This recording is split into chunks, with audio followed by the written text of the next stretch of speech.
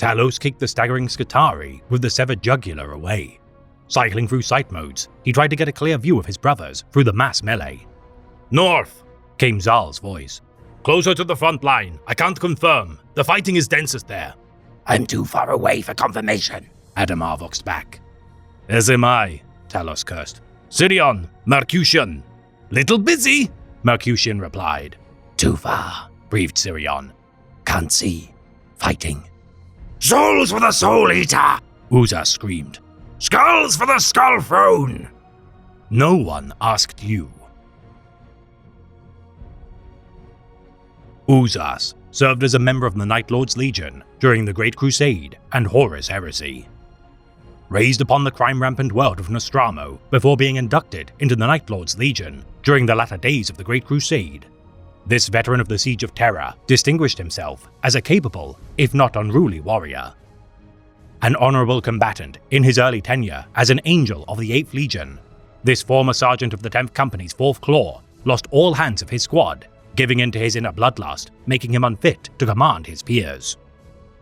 Transferred to 1st Claw under the command of former apothecary Talos Valkoran, who pledged fealty to the possessed master of the Covenant of Blood, the Exalted.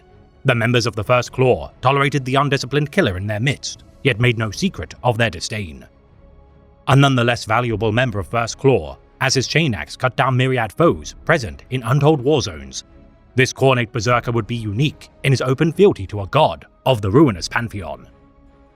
Uzas' slaughter of crew serfs and aggression towards his own kin within the bowels of the Covenant of Blood, and then Echo of Damnation, doing little to diminish his comrades' hatred for his unreliability and base desires. On rare occasions, moments of lucidity would reveal remnants of his former status as a warrior of repute and wisdom.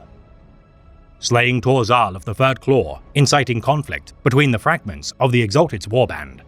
Battle Brother Sirion capitalized on the mayhem wrought by Uzas, framing him for murders enacted by his own hand as Talos attempted to defend his ally of countless war zones.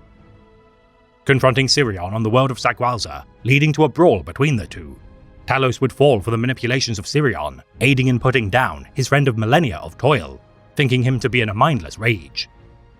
Thanking Talos for ending his life before his blood spilled from his body, Uzas perished with Sirion's deception never brought to light, his fate alike to all traitors to be betrayed by his kinsman before surrendering his soul to his malevolent patron.